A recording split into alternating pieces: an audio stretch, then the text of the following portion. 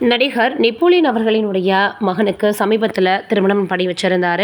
3 மாதங்கள் ஆகிடுச்சு. இவங்களுக்கு திருமணம் பண்ணி வைக்கிறதுக்கு முன்னாடி ஏகப்பட்ட விமர்சனங்களை கடந்து வந்தார் நெப்போலியன் அவர்கள். இதையெல்லாம் தாண்டி இப்போ தன்னுடைய மருமகள் 3 மாதம் ஆயிடுச்சு தன்னுடைய பெற்றோரை பார்த்து அப்படின்னு வீட்டுக்கு போகணும்னு சொல்லியிருக்காங்களாம். சரி போயிட்டு வாங்க அப்படின்னு தன்னுடைய மருமகளை அனுப்பி வைக்கிறதுக்கான வேலைகளில் ஈடுபட்டிருக்காரா நெப்போலியன்.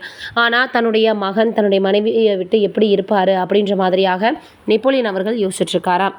தரை வழியாக கடல் பயணம் தான் பண்ண முடியுமே தவிர அவரால் விமானத்தில் வர முடியாது, நார்மலாக பயணமும் செய்ய முடியாது. அப்படின்றதுனால எப்படி இவர் அனுப்பி வைக்கிறது கூட அப்படின்னு ஜப்பானில் திருமணம் நடந்துட்டாலும் கூட, அதாவது முக்கியமாக நம்ம தமிழ்நாட்டில் எப்படி நடக்குமோ அப்படி திருமணம் நடந்துட்டாலும் சில சம்பிரதாயங்கள் சடங்குகள்லாம் இருக்குது, அதெல்லாம் செய்ய முடியலை அப்படின்ற மாதிரி ரொம்பவே வருத்தப்பட்டுருக்காங்களாம்.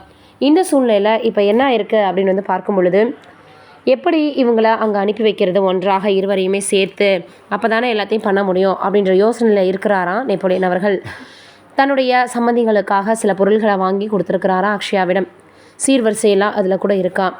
அதனால் இப்போ எப்படியாவது இருவரையும் ஒன்றாக அனுப்பி வைக்கிறதுல அடுத்த கட்ட ஒரு யோசனையில் இருக்காராம் நெப்போலியன் அவர்கள். என்ன நடக்க போகுது அப்படின்றத நம்ம வெயிட் பண்ணி பார்ப்போம். சரத்குமார் அவர்களுடைய மகளான பிரபல நடிகை வரலட்சுமி அவர்கள் மிகப்பெரிய அளவில் ஒரு நல்ல நடிகையாக வளம் வந்துட்டுருக்காங்க. இவங்க ஏற்கனவே வெள்ளித்திரையில் வில்லி கதாபாத்திரங்களையும் சரி, ஹீரோயின் கதாபாத்திரங்களையும் சரி சூப்பராக நடிச்சிருப்பாங்க. கிட்டத்தட்ட 12 ஆண்டுகள் கழித்து வெளியான மதகஜராஜா படத்தில் கூட ரொம்பவே ஒரு முக்கியமான ரோலில் நடிச்சிருப்பாங்க. அந்த இதில் இவங்க ரொம்ப வித்தியாசமான ஒரு கேரக்டர் நடிச்சிருந்தாங்கன்னு கூட எல்லோரும் சொல்லி வந்துட்டு இருந்தாங்க. இதையெல்லாம் தாண்டி இப்போ வெள்ளித்திரையில் கலக்கிட்டு இருந்தவங்க சின்ன திரைக்கு வராங்க. எந்த நிகழ்ச்சியில் அப்படின்னா ஜி தமிழில் ஒளிபரப்பாக இருக்கக்கூடிய டான்ஸ் ஜோடி டான்ஸ், அதில் நடுவராக பங்கேற்க போகிறாங்களாம். இதிலிருந்து ஏற்கனவே இருந்த ஒரு ஜட்ஜு வந்து வெளியே போகிறதுனால இவங்களுக்கு அந்த வாய்ப்பு கிடைச்சிருக்குன்னு சொல்லி வந்துட்டுருக்காங்க. இது ஒரு பக்கம் நம்ம பேசிகிட்டு இருந்தாலும் கூட, மணிமேகலை அவர்களும் ஏற்கனவே குக் வித் கோமாளிக்கு அப்புறமாக எந்த ஒரு நிகழ்ச்சியிலையுமே பங்கேற்காமல் இருந்தாங்க. இந்த சூழ்நிலையில் அவங்க இதில் மிகப்பெரிய அளவில் ஒரு ஆங்கராக வரப்போகிறாங்களாம். விஜய் அவர்கள் ஏற்கனவே தொகுத்து வழங்கிட்டு இருக்கக்கூடிய இந்த நிகழ்ச்சியை இப்போ அடுத்ததாக வரலட்சுமி அவர்கள் நடுவராக வராங்க டான்ஸ் ஜோடியில்.